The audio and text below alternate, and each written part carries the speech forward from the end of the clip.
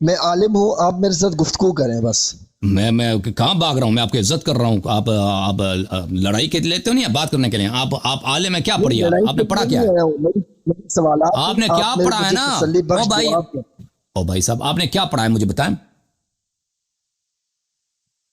میں نے کیا پڑھا ہے؟ میں عالم کورس کیا، 8 سالہ درس نظامی کورس مکمل کیے.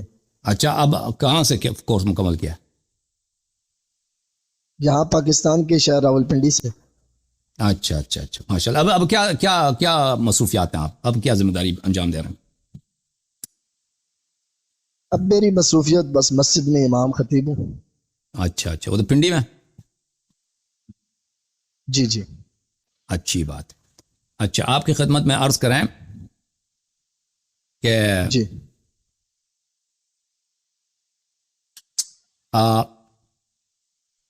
میں آپ کو ایک چیز دکھانا دیتا ہوں. یہ کتاب ہے سنن سعید ابن منصور، جی المجلد الثانی، جی چھاپ دار السمیع للنشر.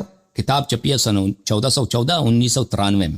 یہاں پہ میں آپ کو دے کے چلتا ہوں صفحہ نمبر 432 میں. یہاں پہ حدیث ہے: حدثنا سعید قال حدثنا اسماعیل بن ابراہیم عن ایوب عن نافع عن ابن عمر قال لا يقولن احدكم اخذت القرآن كله. عبداللہ ابن عمر کہتے ہیں کہ آپ میں سے کسی کو حق نہیں ہے کہ یہ کہہ دے کہ میں نے سارا قرآن لیا ہوا ہے، میرے پاس سارا قرآن ہے. وما يدريه ما كله، تم لوگوں کو کیا معلوم کہ پورا قرآن کیا ہے. قد ذهب منه قرآن كثير، بہت سارا قرآن ہے جو غائب ہو چکا ہے، معدوم ہو چکا ہے. ولكن يقول اخذنا ما ظهر منه، لیکن یہ کہہ دو کہ قرآن ہمارے پاس وہی ہے جو بچ گیا ہے. یہاں پر اس کی حاشیہ نمبر 2 میں اس کے سند کے متعلق محقق فرماتے ہیں: فظاہر هذا السند صحیح لا مجال للشک فی. اس کی سند کی ظاہر یہ ہے کہ صحیح ہے، اس میں شک کا کوئی محل و گنجائش نہیں ہے.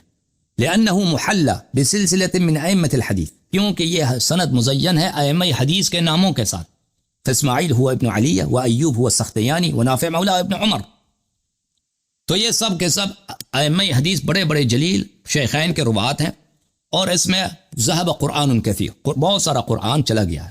اوکے، تو اگر آپ کہتے ہیں شیعوں کے پاس حدیث ہے کہ 17 کہاں پہ چلا گیا؟ آپ مجھے یہ بتائیں کہاں پہ چلا؟ وہ عبداللہ ابن عمر سے پوچھو کہاں پہ چلا گیا. اس نے نہیں بتایا. اس نے کہا آپ پورا قرآن آپ کے پاس نہیں ہے، بہت سارا قرآن چلا گیا. کہاں چلا گیا اس نے نہیں بولا. میں آپ کو وہی کہہ سکتا عقائد کی بنیادی کتابوں میں یہ بات لکھی ہے تو یہ آپ کے اصل قرآن جو ہے وہ امام مہدی کے ظہور کے بعد آئے گا. آپ کے بھی بنیادی کتب میں ہے کہ قرآن بہت سارا قرآن ضائع ہو چکا ہے، پورا قرآن نہیں ہے آپ کے پاس. نہیں، آپ اپنی بات کریں نا، آپ اپنی بات کریں نا. آپ سوال جو کر رہا ہوں، آپ عالم دین ہیں، آپ عالم دین ہیں، آپ دوسرے پہ طعن کرنے آئے ہیں. پہلے اپنی حالت دیکھتے نا. اگر ایک شخص مثلا خود وہ چور ہے، دوسرے کو کہہ سکتا ہے کہ آپ نے چوری کیا. اگر ایک شخص نے خود بھائی چور ہے، وہ جیل میں 50 سال کی قید ہے اس کو، اب دوسرے آدمی کو کہہ دے کہ آپ نے چوری کی ہے. بھائی تم اپنی حالت پہلے تو دیکھو نا. آپ ادھر ادھر کی باتیں نہ کریں نا. آپ ادھر ادھر کی نہیں ہے، یہ کتاب ہے، ادھر ادھر کی بات نہیں ہے. آپ ہم پہ طعن لے کے آئے قرآن مجید کی. میں آپ کو ایک حدیث سناؤں آپ کی اپنی کتاب سے. یہ پہلے آپ عالم دین ہے، پہلے تحقیق کرتے ہیں. اگر ابھی تحقیق نہیں ہے تو میں آپ کو ٹائم دے دیتا ہوں، آپ 1-2 ہفتے تحقیق کر کے آ جائیں. ہم قرآن پہ آپ کے ساتھ مناظرہ کرتے ہیں تیاری کے بعد.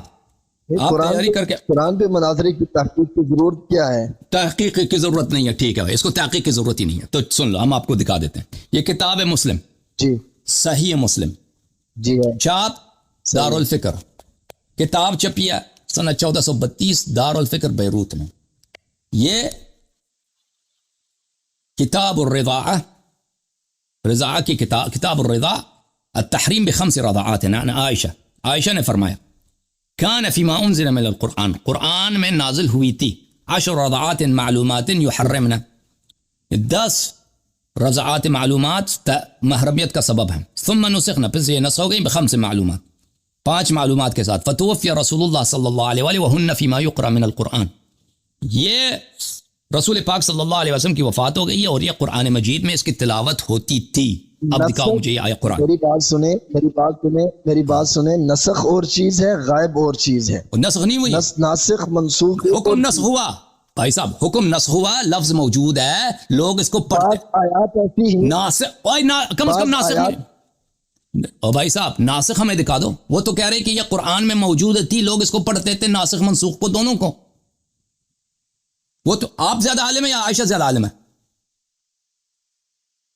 نہیں, میں حدیث کا انکار نہیں کر رہا ہوں, حدیث بالکل صحیح ہے. کس کا انکار کر رہا ہے؟ آپ کے سمجھنے میں فرق, آپ کے سمجھنے میں فرق ہے. ناسخ اور چیز ہوتی ہے, غیب اور چیز ہوتی ہے. آپ غیب کی حدیث مجھے دکھائیں کہ غیب ہوا ہے قرآن کریم, اور یہ وہ حدیث دکھا دیا دکھائیں نا. کہ امام مہدی کے پاس ہے قرآن کریم.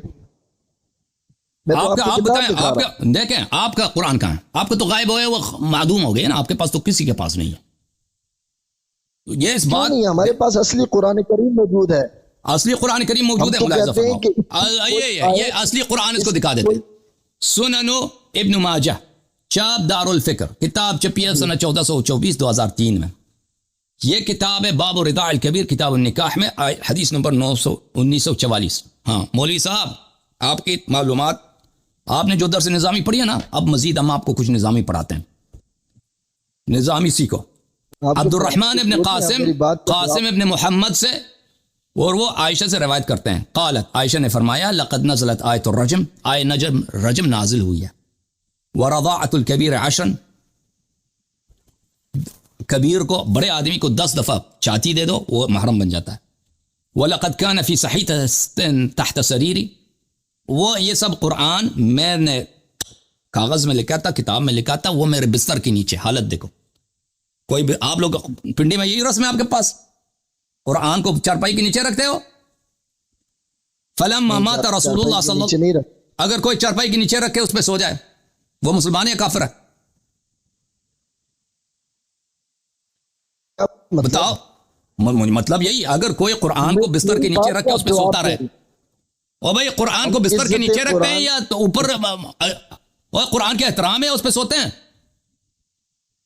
مولوی صاحب پھنس گیا ہے, فتوا نہیں دے گا, فتوا نہیں دے گا, فتوا نہ دو, لوگوں کو پتہ چل گیا, آپ کے پاس جواب نہیں ہے. فلما مات رسول اللہ صلی اللہ علیہ وآلہ وتشاغلنا بموته دخل داجن فاکلها. اب وہ غائب ہو گیا, میں آپ کو بتاتا ہوں کہاں غائب ہو گیا. رسول اللہ صلی اللہ علیہ وسلم کی وفات ہو گئی ہے, بکری آ کے کھا گئی ہے. وہ قرآن, بہت سارا قرآن ضائع ہو گیا, وہ کہا گیا, بکری کھا گئی ہے. ہاں جی حارث بھائی, بکری کو کیسے کھایا ہے؟ بکری رو کھا لیا کر رہے ہیں نا. وہ نہیں, عائشہ کی حدیث دکھا رہا ہوں, مذاق کیوں کر رہا ہوں, میں حدیث دکھا دی آپ کو. بستر کے نیچے قرآن رکھ کے قرآن پہ سو جانا مسلمان ہے؟ یہ مسلمان کا کردار ہے؟ مینو ڈس مولوی,